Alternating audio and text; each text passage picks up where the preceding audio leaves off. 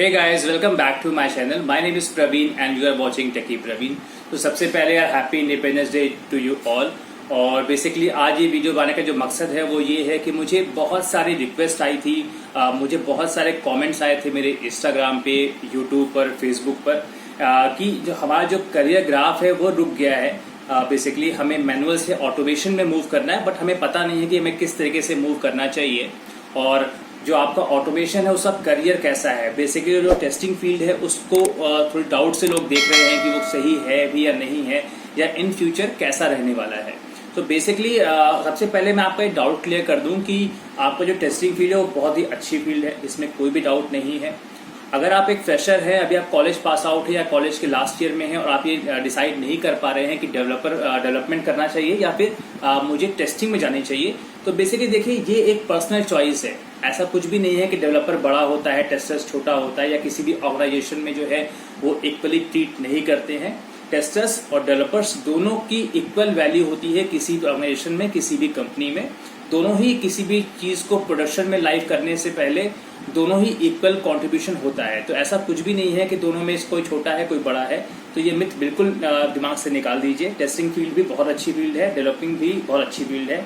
तो ये आपकी पर्सनल चॉइस है कि आप किस में जाना चाहते हैं, किस में जाना नहीं चाहते हैं। अब सेकेंड पॉइंट ये आता है कि आपका जो मैनुअल टेस्टिंग है इससे मूव कैसे करें हम ऑटोमेशन में।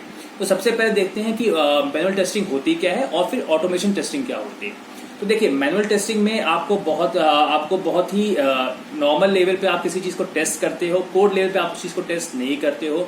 आपको कोडिंग की जरा सी भी नॉलेज नहीं है या बहुत ही बेसिक नॉलेज है, तभी आपका काम चल जाता है, आपको कोई इशू उसमें नहीं आता है। बस आपके दिमाग में ये आना चाहिए कि आपको टेस्ट कैसे लिखते कैसे हैं, किसी भी एप्लीकेशन के साथ यूजर कैसे खेल सकता है, उसके पॉजिटिव केसेस कैसे हो सकते हैं, नेगेटिव टेस्ट केसेस कैसे हो सकते हैं।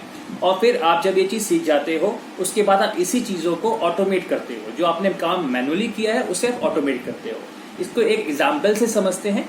जैसे कि मान लीजिए आपने एक लॉगिन फॉर्म को आप यूज कर टेस्ट कर रहे हो, तो आपने क्या किया, लॉगिन बटन पे आप क्लिक करते हो, आप 10 अंकों का अपना मोबाइल नंबर डालते हो, फिर आप एक ओटीपी डालते हो एंड देन आप उस पर लॉगिन कर लेते हो। ये आप मैनुअली अपने हाथों से कर रहे हो। और इसी को जब आपने ऑटोमेट कर दिया कि अपने आप मोबाइल की ऐप ओपन हो या कोई एप्लीकेशन ओपन हो, अपने आप उसमें 10 अंकों का मोबाइल नंबर चला जाए, उसमें बाद ओटीपी ऑटो फिल हो जाए और उसके बाद यूजर लॉगिन हो जाए। तो सेम चीजें जो आपने मैनुअली करी थी उसी स्टेप को ऑटोमेट आपने कर दिया, तो उसे हम कहते हैं ऑटोमेशन। तो ऑटोमेशन बहुत इजी है और बहुत ही अच्छी चीज है। इन फ्यूचर सब कुछ मूव हो रहा है ऑटोमेशन में। तो ऑटोमेशन सीखना मेरे ख्याल से बहुत जरूरी है। जितने भी लोग मैनुअली काम कर रहे हैं, तो मेरे ख्याल से आपको 6 महीने साल भर से ज्यादा आपको मैनुअल टेस्टिंग में काम नहीं करना चाहिए। आपको कैरियर ट्रांसफॉर्मेशन करना जरूरी है आपके लिए, क्योंकि सब चीजें मूव हो रही हैं ऑटोमेशन में, तो आपको भी मूव होना चाहिए। और आपका सबसे इम्पोर्टेंट चीज क्या है कि आपको किस तरीके से मूव होना है, ये आपको डिसाइड करना होगा। आपको अपने गोल को सोचना होगा किस तरीके से आपको ट्रांसफॉर्मेशन करना है। सो सबसे पहले चीज क्या है कि आपको ट्रांसफॉर्म करना कैसे है और ट्रांसफॉर्मेशन करना किस में है। सो आपको सबसे पहले डिसाइड करनी है एक कोडिंग लैंग्वेज, कि आपको जावा पे करना है या फिर आपको पाइथन पे करना है। तो बेसिकली जावा भी एक बहुत अच्छी लैंग्वेज है और पाइथन भी बहुत अच्छी लैंग्वेज है। जावा बहुत पहले से है मार्केट में और मैक्सिमम कंपनीज को एक्वायर कर चुकी हैं, लेकिन अगर आप करंट की बात करें तो मैक्सिमम कंपनी जावा से पाइथन में मूव हो रही है। सो आपका इसका रीजन क्या है? इसका रीजन ये है कि जो पाइथन है उसकी बहुत ही पावरफुल लाइब्रेरीज हैं, नमपाई, टेंसरफ्लो, पांडास जैसी बहुत ही फेमस लाइब्रेरीज हैं। प्लस आपका जो पाइथन है वो मशीन लर्निंग और आर्टिफिशियल इंटेलिजेंस को भी सपोर्ट करता है। तो उसके थ्रू आप जान रहे हैं आजकल की जो मार्केट वैल्यू है, जो मार्केट चल रहा है, हर चीज मूव हो रही है आर्टिफिशियल इंटेलिजेंस और मशीन लर्निंग पे। तो बेस्ट है कि आप एक ऐसी चीज को ऑक्यूपाई करें जिससे आपका फ्यूचर जुड़ा हुआ हो। तो आपको जो टेस्टिंग करनी है वो ऑटोमेशन में आप मूव कीजिए। मेरे ख्याल से साल भर 6 महीने बहुत होते हैं आपके मैनुअल टेस्टिंग करने के लिए, और उससे अधिक अगर आप लगा रहे हैं तो मेरे ख्याल से थोड़ा सा आप लैग कर रहे हैं। आपको सोचने की जरूरत है कि आपको मैनुअल छोड़ के आपको ऑटोमेट चीजों को करना चाहिए। अब रही बात की कैसे ट्रांसफॉर्म करें, तो जिनको भी जावा आती है, जो जावा पे कॉन्फिडेंस है, वो जावा पे स्टार्ट करें मैनुअल टेस्टिंग करना, ऑटोमेशन करना। जिनको पाइथन आती है वो पाइथन पे करें। अगर आपको दोनों आती है तो मेरा सजेशन यही है कि आप पाइथन को चूज करें। और जिनको कोई भी लैंग्वेज नहीं आती है वो लैंग्वेज अगर सीखना चाह रहे हैं या स्टार्ट करना चाह रहे हैं तो मेरे ख्याल से पाइथन ही आपका बेस्ट ऑप्शन होगा जावा के मुकाबले।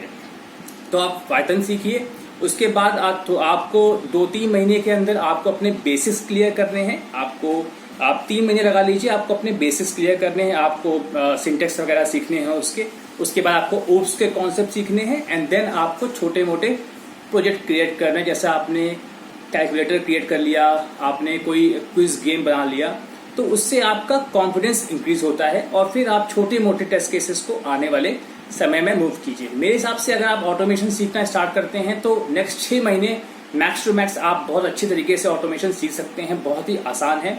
आप अगर दिन में 2 से 3 घंटे आप पढ़ते हैं तो आप इजीली 6 महीने में आप अपने करियर को ट्रांसफॉर्म कर सकते हैं फ्रॉम मैनुअल टू ऑटोमेशन, क्योंकि पूरी दुनिया ही ऑटोमेशन में मूव करी तो बेस्ट ऑप्शन है।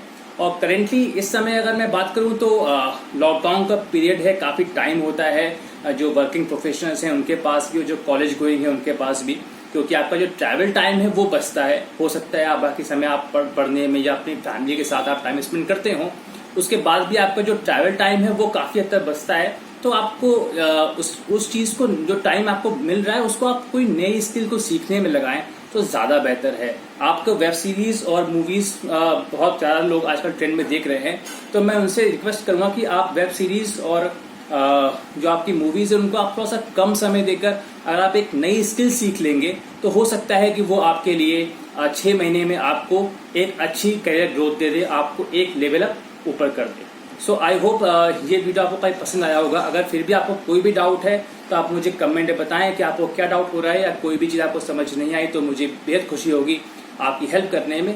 रही बात ऑटोमेशन के लिए, बहुत सारे यूट्यूबर्स हैं जो बहुत अच्छी वीडियोस बनाते हैं। मेरे चैनल पे भी काफ़ी वीडियोस हैं जो आपको ऑटोमेशन सिखा सकती हैं, तो प्लीज़ आप उन चैनल को देखें, लाइक करें, सब्सक्राइब करें, शेयर करें। कोई भी डाउट होता है तो आप मुझे कमेंट कर सकते हैं। डिस्क्रिप्शन में सोशल मीडिया चैनल के मेरे लिंक्स हैं, आप उस पर मुझे फॉलो कर सकते हैं और उस पर आप मुझसे बातें भी कर सकते हैं। मैं हर क्वेश्चन का रिप्लाई मैं करता ही करता हूँ। कोई भी मुझे मैसेज करता है तो मैं विदिन 1 आवर या 2 आवर्स में आपको रिप्लाई करता ही करता हूँ। तो आप निश्चिंत होकर, बेफिक्र होकर, आपका कैसा भी क्वेश्चन हो, अच्छा हो, बुरा हो, बहुत लो लेवल का हो, बहुत हाई लेवल का हो, आप आराम से मुझसे पूछ सकते हैं, कोई भी प्रॉब्लम नहीं है।